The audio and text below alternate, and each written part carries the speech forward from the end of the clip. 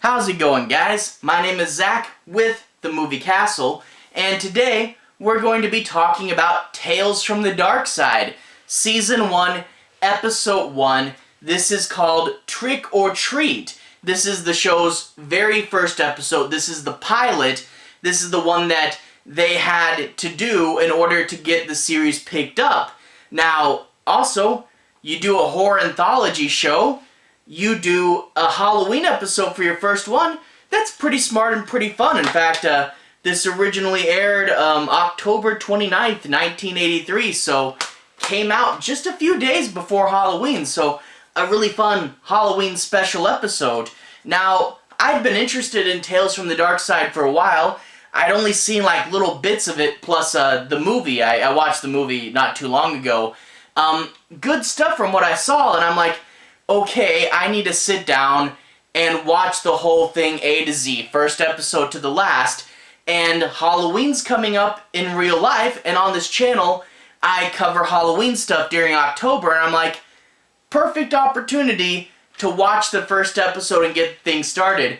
I don't know how often I'll review Tales from the Darkside individual episodes, but I would like to do it semi-regularly, so we'll see what plays out there. But anyway, this show was created by George A. Romero, who you guys know for Night of the Living Dead, and also, more relevant to this, Creepshow. A lot of fans consider this show to be Creepshow, the TV show, before Creepshow, the TV show, was an actual thing. So, really fun, and I'm looking forward to cover more of them. This was directed, this episode, by Bob Balaban. I'm not sure how to pronounce that last name. But if you've watched my channel for a bit, we actually covered one of his movies not terribly long ago. He made the movie Parents, and Parents stars Randy Quaid, and it's about this kid who starts to realize his parents are a little off and a little weird. I really do like that movie. You should definitely check it out. So Bob Balaban directing, written by George A. Romero, the series creator, so good to see him involved right off the beginning. Written by Romero, and stars Barnard Hughes.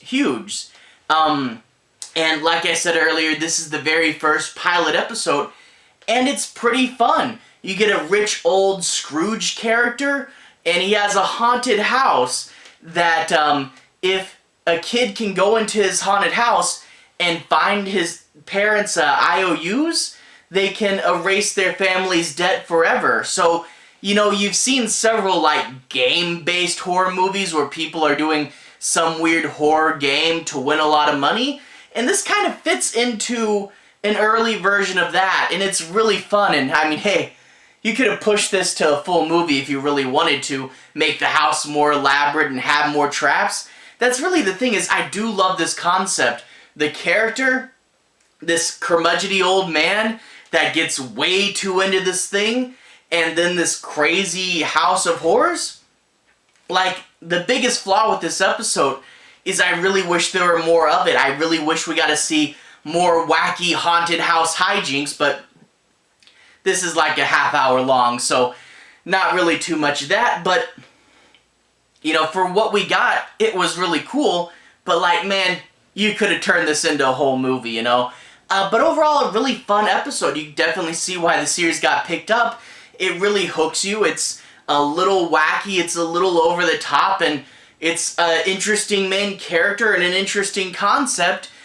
So, all that being said, let's talk about the plot a little more specifically. I'm not going to be doing any major spoilers, but I do want to say my piece on a few plot points, and make sure you guys have a basic understanding as to what the episode's about, but no major spoilers. So let's go ahead and dive right in. We open up with our, main character, the Scrooge-like character, at a business meeting, and in this little scene, we really get to find out so much about this character. He has IOUs from almost every person in town. Everybody is in debt to this guy, and he loves that. He really thinks that everyone else is so inferior to him, and that he's got everything all figured out.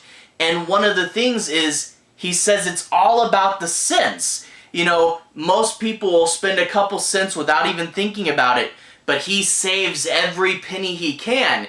And he says, it's not the big ideas that help me, it's the little things where I can keep grabbing cents. And he's made a lot of his fortune selling like fasteners and stuff, because most people don't think about spending a couple cents on a fastener, but if you make those and everybody's giving you just a couple of cents, you can really rack up a fortune, and that's what he's done.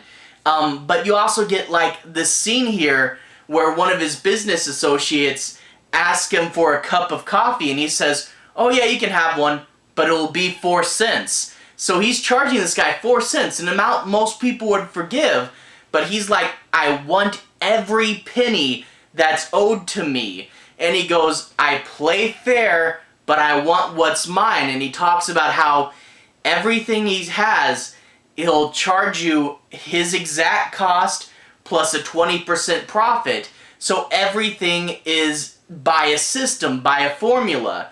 You know, so he's not going to overcharge you, and he's not going to trick you, but he wants what's owed, and he wants everybody to play by the rules. So you want a free cup of coffee from him?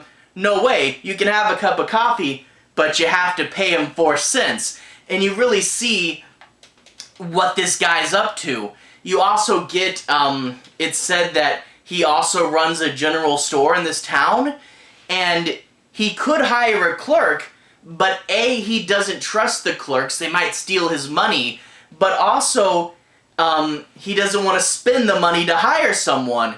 But secretly, deep down, I think he just likes to watch people pay him, you know? He really is into it. But we cut to the next scene, it's him in the store, and we get to meet our protagonist characters. This guy, he's a farmer, and his son.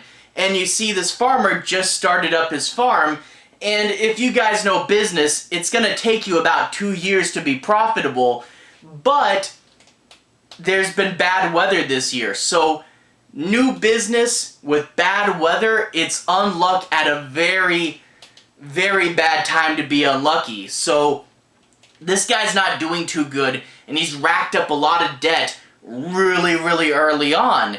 And then the old Scrooge character says, well, there is my haunted house. And this is one of the interesting things is, you know, this guy, you know, you see, it's kind of an interesting contrast comparing him to Scrooge.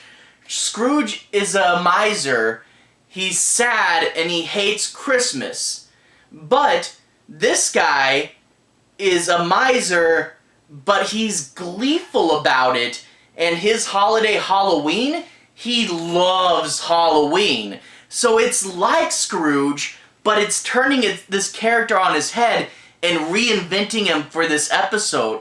And it is really weird and interesting to see a gleeful version of Scrooge, you know? So he has this haunted house, and he's explaining this to the kid because the parent doesn't want him to do it, but he wants the kid to come into his house, and the kid's interested, but the dad says no.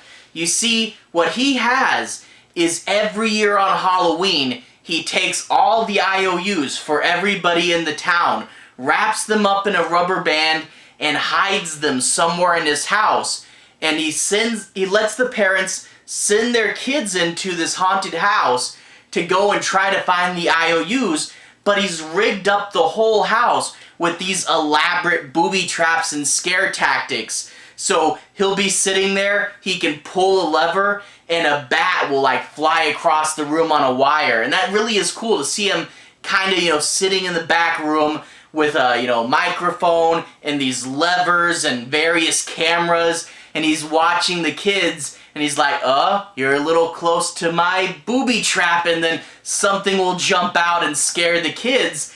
And it really is just this fun, maniacal thing, you know. This guy really is pretty dark and pretty sick and just really getting way too happy about scaring these kids. Whenever a kid runs out, he sticks his head out the door and just kind of laughs at them. He's such a maniacal, over-the-top villain, so cartoonishly evil that it really is fun to watch, and you really do wonder, you know, will a kid ever find the money? You know, most kids get scared out really quick. There's another kid whose parents are really pressuring him maybe he'll do it. And what about our main kid who's not even supposed to show up at the haunted house? And you really wonder, you know, will the kids find this? And this is really where I say that this story has more room, you know. You could have made this a big, epic contest. We could have seen way more kids go through. We could have explored more rooms, because it really stays to the first floor. Like this, I could have watched this for another hour, which is a good thing, but at the same time, I'm like, if only it was longer, you know. But yeah, a really fun, solid concept. Now there's one thing about the ending, and I won't spoil the ending, but I'll say what does not happen in the ending. Because you hear this concept. You hear parent says to kid, don't go to the haunted house scaring away all these kids. You think the ending for this story would be the kid shows up, he's not supposed to, he's really brave, but he sticks it out and finds the IOUs. No! That's the thing, is I thought this would have a super predictable ending. I won't tell you how it ends, but I will tell you that that is not how it ends. This story has a pretty wacky and out-of-nowhere ending, and again, I won't say what it is, but it's sort of like, you know, you understand thematically how it's connected, and there's lots of cool visuals, and it is interesting and memorable. At the same time, you have to kind of wonder, why did that happen? Where did all this, when did that enter the story? So it is a little weird and out of nowhere, but it's fun, and that's sort of the thing, you know. Movies and TV used to do this more often, where, you know, nowadays everything has to be so rational and you have to explain everything. But back then it was like, hey, I got this funny idea for an end. Doesn't quite make sense, but it's really cool. Well, let's do that. And I do have to really appreciate that. So overall, a really fun episode, a good pilot, you know, and I am wanting to watch more episodes of this. I'm not sure how often I'll cover it, but I'll try to get to this every now and then. So, Tales from the Darkside, the pilot, Trick or Treat, a really fun Halloween haunted house episode.